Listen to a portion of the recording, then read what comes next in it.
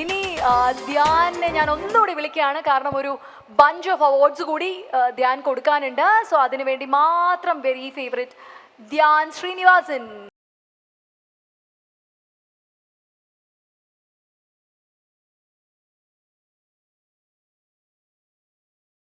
Digital മീഡിയയിലെ ഞങ്ങളുടെ super star Dhyan ശ്രീനിവാസനാണ് അവാർഡ് നൽകാൻ പോകുന്നത്. മോസ്റ്റ് പോപ്പുലർ ആങ്കറിനുള്ള അവാർഡാണ്. പേപ്പർ ഒന്നും വേണ്ട ഇതിന്. പേപ്പർ വേണ്ട, അത്രമാത്രം പ്രശ്നമാണ്. ഓക്കെ, ആരാണത്? ഇത് വെട്ടി മാറ്റി കളഞ്ഞിട്ട് വീണ്ടും എഴുതി ചേർത്താണ് പോലെ ഉണ്ടല്ലോ. ആണോ? ആരാണത്? എന്താ പോപ്പുലർ ആങ്കർ? ആ, വാ വാ വാ, കേറി വാ. നിനക്കറിയാം നീ ആണെന്ന്. നീ വാ വീണ, വാ. യെസ്, വീണ. പോപ്പുലർ ആങ്കറിനുള്ള ചിറ്റായിരുന്നു. ഞങ്ങളുടെ വീണയാണ്.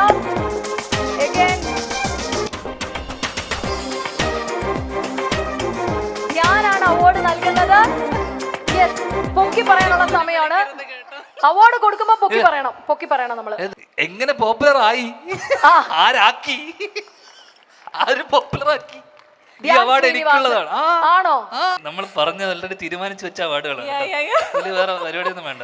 പക്ഷെ നമ്മൾ ഞെട്ടിയതുപോലെയൊക്കെ അഭിനയിക്കണം. ഏതാ പോപ്പുലർ ആയി? ഞെട്ടി. അല്ല, എന്നാലും വീണയെ പറ്റി, കാരണം ഇപ്പൊ നായിക കൂടിയാണ്, വീണയെ പറ്റി ഇനി വീണയ്ക്ക് ഭാവി സിനിമയിലാണോ ഇതിലാണോ, എന്താ തോന്നുന്നത്? ഡിജിറ്റൽ മീഡിയയിലാണോ? വീണക്കൊരു ഭാവി ഉണ്ടോന്ന് പോലും എനിക്ക് സംശയമുണ്ട്. എന്റെ ഭാവിയും കൂടെ ഇല്ലാണ്ടാക്കിയിട്ടാണ് നിൽക്കുന്നത്. അല്ല, ഞാൻ ശരിക്കും പറഞ്ഞാൽ ഞാൻ പേടിച്ചിട്ട് അഭിനയിക്കാതെ ഇരിക്കുന്നത്, കാരണം എന്നെ കൊണ്ട് പറ്റുമോ ഇല്ലയോ എന്ന് എനിക്കറിയില്ല. കാരണം അല്ല, നിന്നെ ആരും വിളിക്കാതിരുന്നിട്ടല്ല. ഒരിക്കലും അല്ല. എന്റെ ഒരു ഷോർട്ട് ഫിലിം ഉണ്ടായിരുന്നു, അത് അത് എടുത്തു പറയണം. കാരണം മലയാള സിനിമയുടെ മലയാള ഷോർട്ട് ഫിലിം ചരിത്രത്തിലെ ആദ്യത്തെ ഷോർട്ട് ഫിലിം എന്ന് പറയുന്നത് തിരുവനന്തപുരത്ത് ഷൂട്ട് ചെയ്ത നെവിൻ ഫ്രെഡിയാൻ ഷൂട്ട് ചെയ്ത ഷേ എന്ന് പറഞ്ഞ ഷോർട്ട് ഫിലിമിലെ നായികയാണ് മീര. അന്നത്തോടുകൂടി ഞാൻ നിർത്തിയതായി. അവനിപ്പോ ഏതോ നാട്ടില് ട്രക്ക് ഓടിച്ച് നടക്കുന്ന ഞാൻ കേട്ടിട്ടുണ്ട്. പക്ഷെ അങ്ങനെയല്ല കേട്ടോ. അല്ല, ഒരുപാട് പ്രൊഡ്യൂസേഴ്സിനെ അതോടുകൂടി സഹായിച്ചുകൊണ്ട് മീര പരിപാടി നിർത്തി. ആ ഷോർട്ട് ഫിലിമിൽ മീരനെ കണ്ടിട്ടുണ്ടോ? ഇല്ല. നിങ്ങൾ പരിപാടി ശരിയാവൂല. എവിടെ എന്താ കണ്ടിട്ടുണ്ടോന്നല്ലേ ചോദിച്ചുള്ളൂ. അങ്ങനെ അത്രേ പറയാവൂ കേട്ടോ. നമുക്ക് തിരിച്ചറിയാൻ പറ്റില്ല ഇപ്പഴത്തെ മീര അല്ല അപ്പോഴത്തെ മീര. പക്ഷെ കാശൊക്കെ വരുമ്പോ അന്ന് ഭയങ്കര സുന്ദരിയായിരുന്നു എന്നാ ഞാൻ ഉദ്ദേശിച്ചത്. അല്ലെ, ഇപ്പൊ എന്ത് പറ്റി? ഡള്ളായല്ലോ. അല്ലല്ലോ, ആരെ കൊണ്ടും എടുത്ത് കാണണം. ഇപ്പഴത്തെ മീര അപ്പത്തെ മീര വ്യത്യാസം നമുക്ക് തിരിച്ചറിയാൻ പറ്റും. നിനക്കും നല്ല വ്യത്യാസം ഉണ്ടല്ലോ. ഗ്ലൂട്ടാത്തിയോണ്ടാണോ? മനുഷ്യനോട് രഹസ്യങ്ങളൊന്നും പറയാൻ പറ്റത്തില്ല. അല്ല, ഈ സാധനം എത്ര ഇങ്ങനെ ഇത് അടിച്ച് ഇതാക്കുന്ന സ്കിന്നിലോട്ട് അടിക്കുകയാണോ നിങ്ങള്? ഞാൻ ഇച്ചിരി മേക്കപ്പ് ഒക്കെ ഉണ്ട് ഇന്ന്. എനിക്ക് മേക്കപ്പ് ഒന്നും ഇല്ല, ഇത് നാച്ചുറലാ. വ്യത്യാസം ഉണ്ടല്ലേ? എന്താ തോന്നുന്നത്? ഞങ്ങൾ ageing like A fine wine ആയിട്ടുള്ള ആൾക്കാരാണ്. കാരണം ഞങ്ങൾ വന്നിട്ട് ദൂരദർശനം തുടങ്ങിയ കാലം തൊട്ട് മീരയെ വാങ്ങിച്ച് കൂട്ടണോ? ഞാനൊക്കെ ആണെങ്കിൽ രമേശ് ചേട്ടൻ കളിയൊക്കെ ഫൈൻ വൈൻ അല്ല, പട്ടച്ചാര എന്നൊക്കെ പറയാം. അല്ല, വൈൻ എന്ന് പറയും പറയില്ല, ഇരിക്കും തോറും വീര്യം കൂടിക്കൊണ്ടിരിക്കും. ഞങ്ങൾ ചാരായം അങ്ങനെയൊക്കെ തന്നെയാ, ഇരിക്കും തോറും വെറുതെ ഇരുന്നാൽ തന്നെ ഭയങ്കര വീര്യം. എന്നാലും ഞങ്ങളെ പോലുള്ള ഗേൾസിന്റെ അടുത്ത്, അതായത് എന്റെ പ്രായത്തിലൊക്കെ ഉള്ള ഗേൾസിന്റെ അടുത്ത് ഒരു ഉപദേശം കൊടുക്കാൻ പറഞ്ഞാൽ എന്നാ കൊടുക്കും? ഞാൻ എന്തിനാ ഇവരെ ഉപദേശിക്കേണ്ട കാര്യം എന്താണ്? എന്നെ കുറെ പേര് ഉപദേശിച്ചോണ്ടിരിക്കുകയാണ്. ഇപ്പൊ ഞാൻ അത് കേട്ടിട്ടാണ് ജീവിച്ചോണ്ടിരിക്കുന്നത്, ജീവിതത്തിന്റെ മുന്നോട്ട് പോകുന്നത്. അങ്ങനെയല്ല, പെൺകുട്ടിയോട്, പയ്യന്മാരോടല്ല, എന്നെ പോലുള്ള ഒരു പെൺകുട്ടിയോട് എന്ത് ഉപദേശം കൊടുക്കും? ഇന്നത്തെ കാലം ഇങ്ങനത്തെയൊക്കെയാണ്, അറിയാലോ, ലഹരിയുടെയൊക്കെ പിടിയിൽ അമർന്നുകൊണ്ടിരിക്കുന്ന ഈ കാലഘട്ടത്തിൽ ഒരു പെൺകുട്ടിയോട് എന്ത് സംബന്ധമായിട്ടുള്ളതാണോ? അല്ല, മൊത്തത്തിൽ അല്ല, ലഹരിയുടെ അല്ല, മൊത്തത്തിൽ ഞങ്ങൾക്ക് കെയർ ചെയ്യേണ്ട ഒരു കാര്യം എന്തായിരിക്കും? ഞങ്ങൾ കെയർ ചെയ്യേണ്ട കാര്യം നിങ്ങളെ കെയർ ചെയ്യണം എന്നുള്ളതാണ് എനിക്ക് പറയാനുള്ളത്. ആണുങ്ങൾ പൊതുവെ കാരണം ഈയിടെയായിട്ട് വളരെ നമ്മൾ കണ്ടുവരുന്നൊരു സാധനം വെച്ച് കഴിഞ്ഞാൽ എല്ലാത്തിനകത്തും ഇപ്പോഴത്തെ നമ്മൾ അനുകാലികമായി നടക്കുന്ന സംഭവങ്ങൾ വെച്ച് നോക്കുമ്പോൾ ആണുങ്ങൾക്കാണ് കുറച്ചുകൂടെ കെയർ വേണ്ടെന്ന് എനിക്ക് തോന്നുന്നു. സത്യമായിട്ടും നിങ്ങൾ ഓക്കെയാണ് ഇവിടെ ഈ രാജ്യത്ത്, നിങ്ങൾക്ക് എല്ലാവിധ സൗകര്യങ്ങളും സുരക്ഷിതത്വവും ഞങ്ങളെ പോലത്തെ ആണുങ്ങൾ നൽകുന്നുണ്ട്. ഇല്ലേടാ? യെസ്. നിങ്ങൾ ഒന്നിനെ കുറിച്ചും കെയർ ചെയ്യണ്ടെന്നാണ് ഞാൻ പറയുന്നത്. നിങ്ങൾ ഇഷ്ടത്തിന് ജീവിക്കുക, ഒരു തെണ്ടിയുടെ ഉപദേശം കേൾക്കാതിരിക്കുക, നിങ്ങളെ സൗകര്യത്തിന് ജീവിക്കുക. ഭർത്താവ് പറയുമ്പോൾ കേൾക്കേണ്ടി വരുമോ? അത് നിന്റെ ഇഷ്ടം ആണല്ലേ? നിന്റെ ഭർത്താവ് പറയുന്നത്, എന്റെ അഭിപ്രായത്തിൽ നീ പറയുന്നതാണ് നിന്റെ ഭർത്താവ് കേൾക്കുന്നതാണ് എന്റെ അതുകൊണ്ട് ഇനി നിന്നാ ശരിയാവില്ല, എന്നെ കൊല്ലും. അപ്പൊ വീണയെ പറ്റി 2 വാക്ക് പറഞ്ഞ് നമ്മൾ അവാർഡ് കൊടുക്കുകയാണ്. പോപ്പുലർ ആങ്കർ ആണ് വീണ. അതെ ആദ്യമായിട്ട് ധ്യാൻ എന്നെ കുറിച്ച് നല്ല വാക്ക് പറയാമോ ഞാൻ കേൾക്കുന്നത്. വീണയെ കുറിച്ച് 2 നല്ല വാക്ക്. ഞാൻ അതെന്താ ഒരു അങ്ങനെ ഒരു ശബ്ദം? അല്ല, എവിടെ നിന്ന് തുടങ്ങും, എങ്ങനെ തുടങ്ങും എന്നുള്ളൊരു ഇത് എന്നുവെച്ചാൽ വീണയെ കുറിച്ച് പറഞ്ഞേ പറ്റൂ. കാരണം വീണ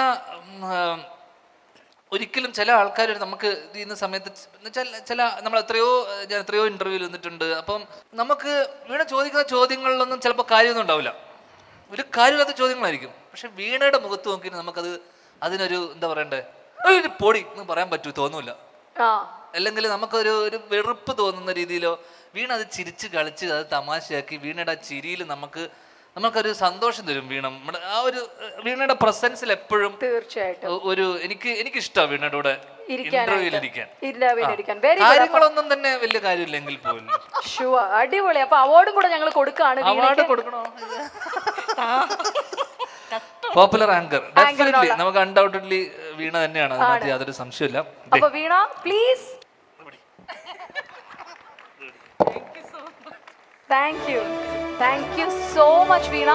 വന്നതിനും സ്വീകരിച്ചതിനും ഒക്കെ ടെൻഷൻ വിറക്കുന്നു, കൈകൾ വിറക്കുന്നു. ഇനി എനിക്ക് 2 വീണയുടെ കൈകൾ വിറക്കുന്നു. 2 വാക്ക്.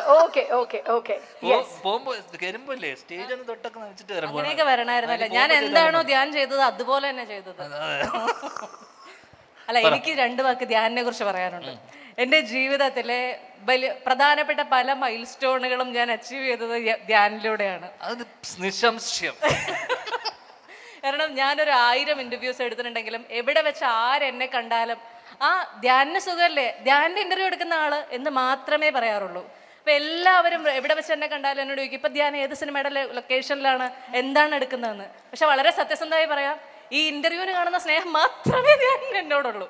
അതിനുശേഷം പിന്നെ നിനക്ക് എന്ത് സ്നേഹമുള്ളത്? നീ കഴിഞ്ഞ വർഷങ്ങൾക്ക് ശേഷം ഞാൻ കണക്ക് പറഞ്ഞു തരട്ടെ, നിനക്ക് കിട്ടിയ പൈസ എത്ര ഷെയർ? ഇതാണ് അടുത്തത്. ഞാൻ ഈ മൈൽ സ്റ്റോൺ എന്ന് പറഞ്ഞപ്പോ അതുകൊണ്ടുകൂടെ, അതായത് നമ്മുടെ ജീവിതത്തില് ആദ്യമായിട്ട് ഒരു സിനിമയിൽ അഭിനയിക്കണം ഞാൻ ഒരിക്കലും ആഗ്രഹിച്ചിട്ടുള്ളതല്ല. ഞാൻ വീണയുടെ കൂടെ ഒരു ഇന്റർവ്യൂവിന് ഇരുന്നു കുറച്ച് വർഷം മുന്നേ. ആ ഇന്റർവ്യൂവിന് മീന വിശ്വസിക്കില്ല, രാത്രി 1:30 മണി 1 മണിക്കാണ് ആ ഇന്റർവ്യൂ എടുക്കുന്നത്. രാത്രി ഞാൻ ഷൂട്ട് കഴിഞ്ഞ് ഇതേപോലെ രാത്രി 10:30-11 മണിക്ക് വരുന്നു. പുലർച്ചെ 1 മണിക്ക് ഇന്റർവ്യൂ എടുക്കുക, വീണയുടെ ഇന്റർവ്യൂ. ഓക്കെ, വീണയാണ് ആ ഇന്റർവ്യൂ എടുക്കുന്നത്. കുറേ നേരം സംസാരിക്കുന്നു. കുറച്ച് കഴിഞ്ഞതിന് ശേഷം 2 മണിയായി 3 മണിയായി. ആ ഇന്റർവ്യൂ പാളിപ്പോയതിന് ശേഷം ഓർമ്മയില്ലേ? എന്നിട്ട് മീര ഞാൻ ചോദ്യങ്ങൾ ഉണ്ടാക്കി, ഞാൻ അവളോട് ചോദിക്കാൻ പറഞ്ഞ് ഞാൻ അത് പറഞ്ഞതനുസരിച്ച് അവൾ ചോദിച്ചതാണ് അവളുടെ കരിയറിലെ ഏറ്റവും നല്ല ഇന്റർവ്യൂലൊന്ന്. സത്യല്ലേ? ഇത് ഇങ്ങനെയൊന്നും അല്ല, അങ്ങനെ തന്നെയാണ് ഗൈസ്. അത് ഷൂട്ട് ചെയ്യുന്നത് എത്ര മണിക്കാന്ന് അറിയാമോ? ഷൂട്ട് ചെയ്യുന്നത് പുലർച്ചെ 4 മണിക്ക്. അതൊക്കെ സത്യമാണ് അല്ലേ? പിറ്റേ ദിവസം രാവിലെ 6:30 മണിക്ക് എനിക്ക് ഷൂട്ടുണ്ട് അല്ലേ? രാത്രി 9:30 മണി കഴിഞ്ഞ് ഞാൻ തൊടുപുഴയിൽ നിന്ന് വന്നു. അതൊക്കെ ആർക്ക് വേണ്ടിയാ? വീണയ്ക്ക് വേണ്ടി, പണത്തിന് വേണ്ടി അല്ല, ഒരിക്കലും. ഞാനത് ഫ്രീ ആയിട്ട് ചെയ്തല്ലേ, ചെറിയ പൈസയിലെ വാങ്ങിച്ചോളൂ. അത്രേ ഉള്ളൂ. Thank you so much Veena. Time കൺസ്ട്രെയിൻസോട് മാത്രമാണ് ചക്രാസിനെ. Thank you so much Veena. ഇനി ഞങ്ങളുടെ പ്രോഗ്രാം കാണണമെന്ന് ഞങ്ങൾ റിക്വസ്റ്റ് ചെയ്യണം.